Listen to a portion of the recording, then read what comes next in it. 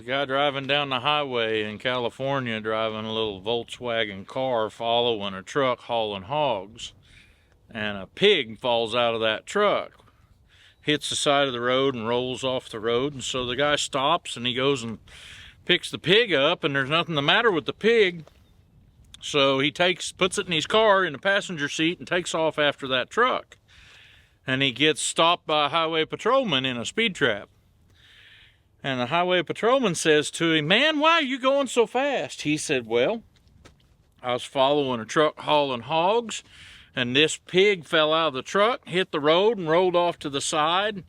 I picked him up, and there's nothing the matter with him, so I'm trying to catch that truck to give the guy his pig back." And the patrolman says, "I seen that truck, and you'll never catch him without breaking all the speed limit laws in this state." He said, "Well, what am I supposed to do with the pig?"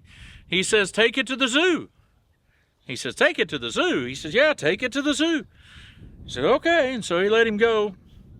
And the next day, that patrolman's at his speed trap, and he sees that little Volkswagen car go by, and that pig sitting there in the front seat. And he's like, "What in the world?" So he takes off after him, pulls him over again, gets up to his car, and he says, "Man, I thought I told you to take that pig to the zoo." And he said, "We did go to the zoo, and we had such a good time. Today we're going to the beach." I like it. Hey, it's Brock here with Rock Hill Farms, and I've wrangled my friend Paul Case again to show us another old tractor. Didn't take much wrangling. I'm into old tractors. Yeah. His two favorite things are old tractors and talking, so. Yeah, it doesn't hurt a thing. So you want to tell us what we got? This is a 930 Case. It's not a Case IH, it's a Case. It's old enough. It was made from 1960 to 1969. I don't know exactly what year this one is. We could look it up, but the original price on this tractor was $6,700 when it was new. It has a 401 cubic inch diesel motor and is 80 to 85 horsepower, depending on whether it's PTO or drawbar. It has two remote valves. It's a Wheatland. You may notice that the wheels are fixed on it. You can't adjust the wheel tread at all. It was just made to pull heavy implements, tillage implements and types of thing. And we actually bought this because we were running 3 other tractors of the same motor. And a guy advertised this tractor for $1,100. And we decided if the motor would run, we'd pick it up, because we was running those others in our custom work. And we never did use the motor on it except in this tractor. They're pretty, I won't say you can't tear one up, but they're pretty foolproof. You keep the fluids in them, they'll run a long time. And they're tough. When we bought this, you need to know, back then, creature comforts would have been that you had a couple of hydraulic outlets that you could use. And it had a cushion on the seat or something like that. Not like today where it's ergonomic and everything like that. This tractor, Dad's used it to pull that bush hog. I doubt if it's been unhooked from that bush hog for, I don't know, a number of years. But the notable thing about this tractor is it has roller chains instead of gears in the final drive. It has sprockets and roller chains. And you can't get to where you can see them from the outside, but you can see some evidence that it has them. If you want to know where, I'll show you. In order to run a roller chain, you know what roller chains do? They get loose. And so this has, and I'll step over the PTO, but don't worry, it's not running.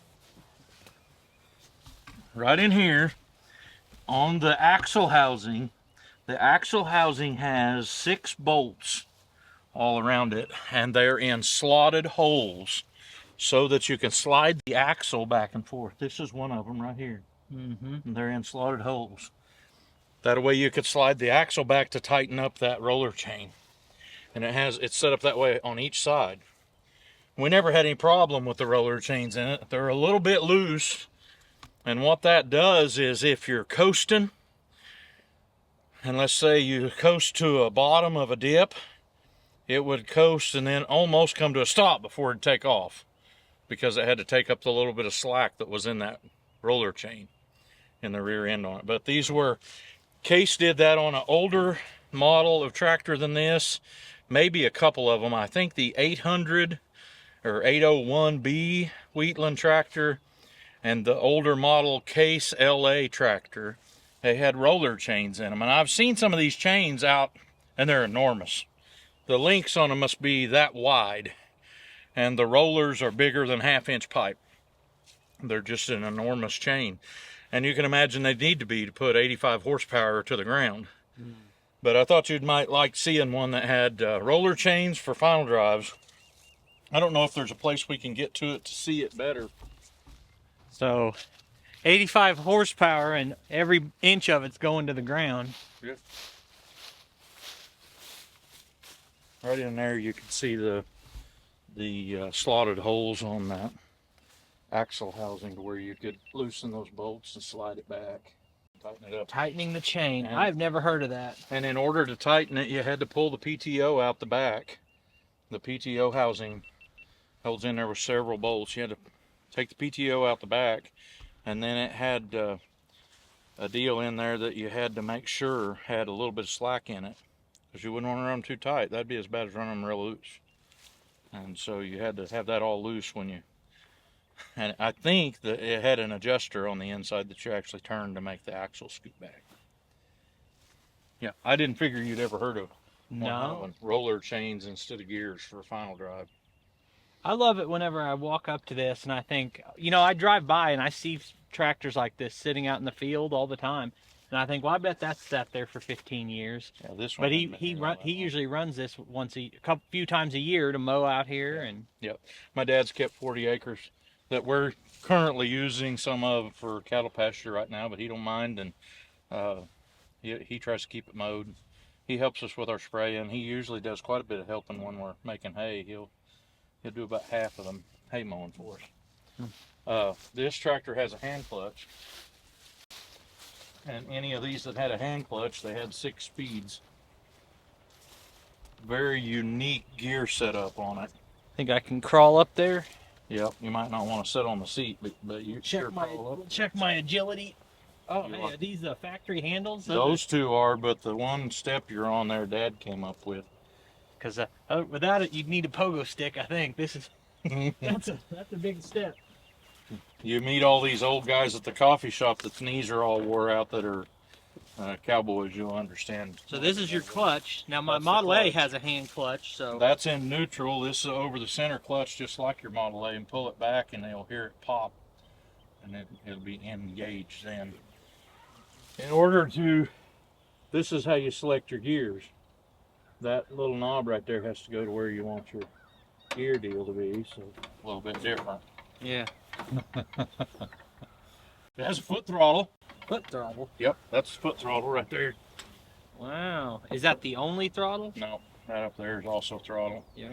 And You that, still see them that have both like that? Yep, that is your keel too. Pushing it all the way up like that kills it. And then you got your split brakes here. Yep. And then this is your That's Oh, your no bar. umbrella holder. So umbrella that is- holder. Yep.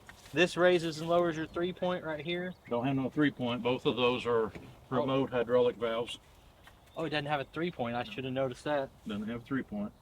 Was Most that- was most that Wheatlands, common? most Wheatlands didn't. They were just made for pulling heavy implement. So you got one more thing here. What's That's this? the PTO. There's your PTO. And I don't even know what way it shifts. Probably forward. You So- can tell the one that Dad's using's got the custom vice grips with duct tape around it on it. And I wanted you to stay up there. Oh, we're gonna start her? I would say put your foot on the clutch, but that is in neutral, right? Yeah, that's in neutral. And It ain't got nothing. battery's dead. Sitting too long. If it even has one on. Yeah, it's got a battery back there. In 1960, when you took $6,000 of your hard-earned money and you bought this, you were pulling a plow with it mainly, Big disc, big field cultivator. and obviously a brush mower. Yep. So That brush mower wasn't thought up back then yet, so I don't know what it would have looked like, but and these were a big step up from the tractors that were the older model LA that this would have took the place of. A model year or a couple models back would have only been like 48 horse or something like that. And so it was quite a step up. And so a lot of the time guys would have multiple implements for a smaller tractor, and back then it wasn't uncommon for a guy to build a tandem hitch so he could pull 2 discs and use up the horsepower he had when he bought something like this. Well, I appreciate you showing it to me. It's a dandy.